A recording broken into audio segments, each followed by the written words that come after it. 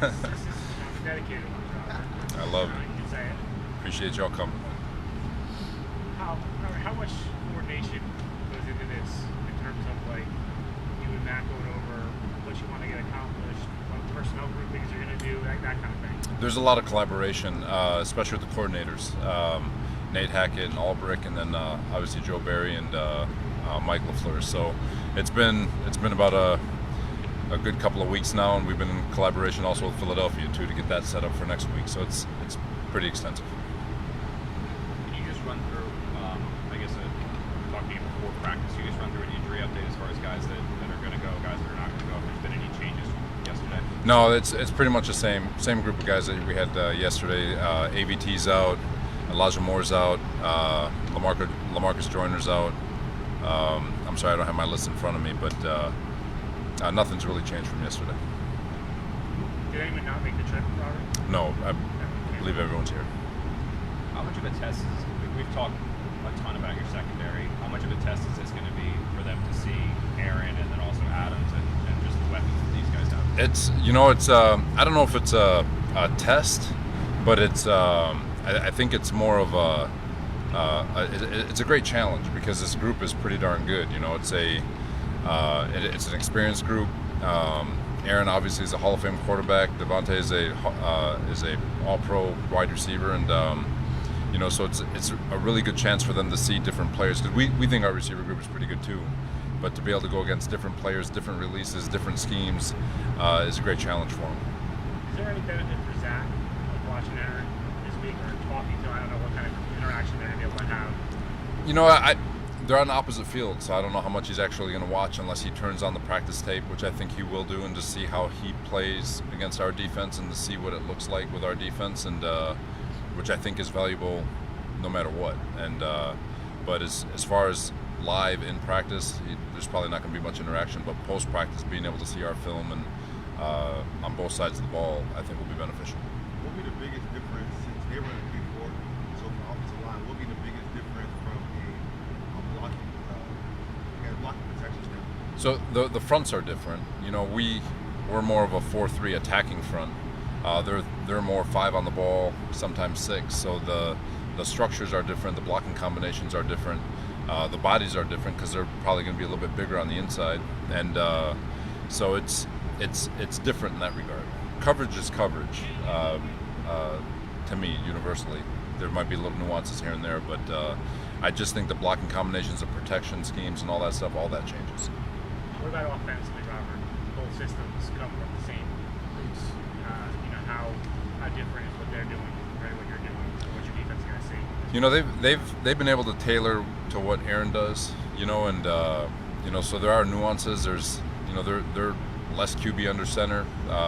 They have more RPOs in their system.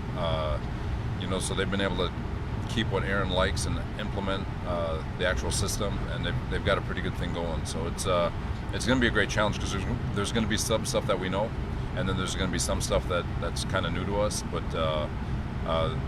those things they're able to do because of the quarterback they have under center. When you're having these practices, how beneficial is it to have it with a team you staff, with the mutual trust between the staffs, the connections between the staffs? I think it's important. There's always that paranoia that this practice tape is going to get out.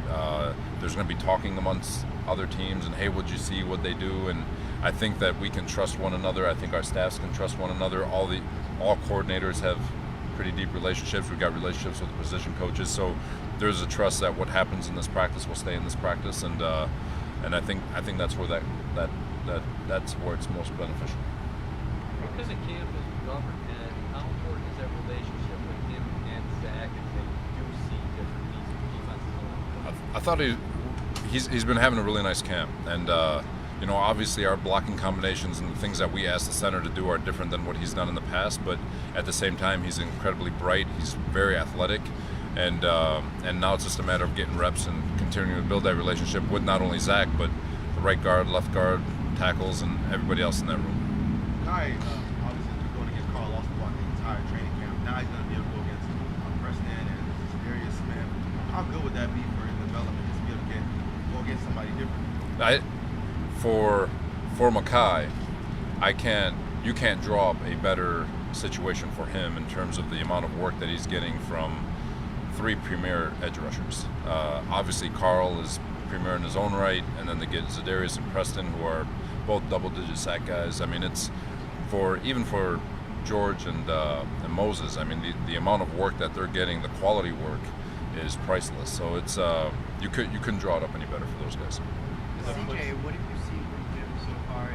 How much does it help him to kind of go against an offense that's good, get him back up to speed, or test himself to see exactly where he's CJ, at? I stood up here. I mean, I can't say enough good things about CJ.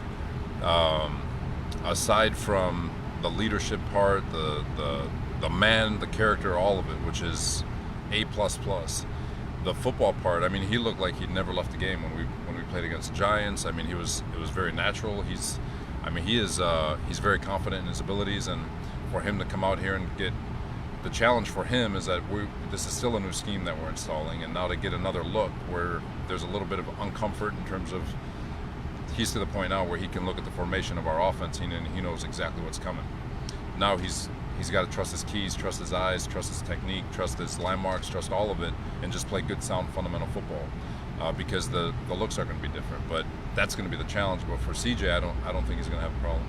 And then, kind of what DJ had said about Kai, is the flip side of it true as well with Carl? Is that now he gets to go against someone that's not Beckman? Yeah, no, it's there's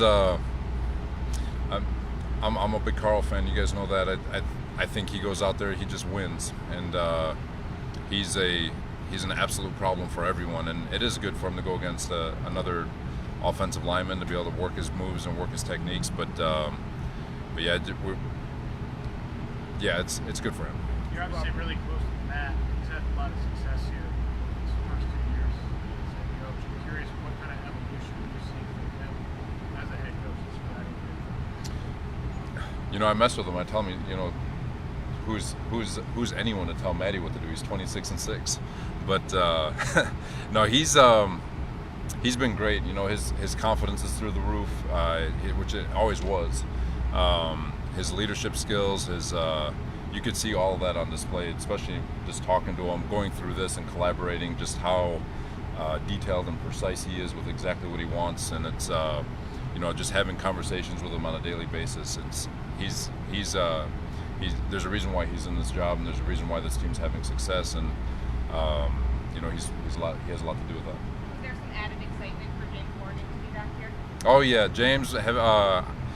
Hopefully he doesn't make it the Catalina Wine Mixer. I know I've referenced that before, but just come out here, do your thing. I know he's from here, and I know he's really amped up to show how good he is, and so we're excited for him. But at the same time, he's just got to stay in the moment and treat it like every other day.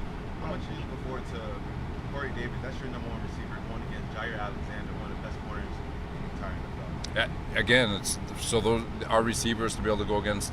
They're like I've said it before. There's a championship roster, and we're going to have challenges up and down. But it still comes back to them having to deal with us too. And Corey's been a very good football player in this league. He's every bit of deserving of what he got this offseason during free agency, and for him to go out in there and get a chance to compete with their corners and their system is going to be a great thing to watch.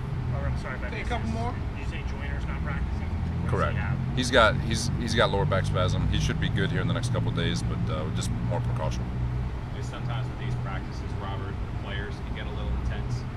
When you've got big brother, little brother on the other sideline, you got to talk to them about simmering it down at all. I wonder. They'll still get into their wrestling matches when they're in the privacy of their own homes, but no, they're good. It's all professional. The whole thing is that everyone knows exactly what we're trying to get done, but it's gonna be fun. Good, intense practice. Hopefully, it stays clean. Good. Good. All right. Thanks, everybody. Have a good one. Restaurants.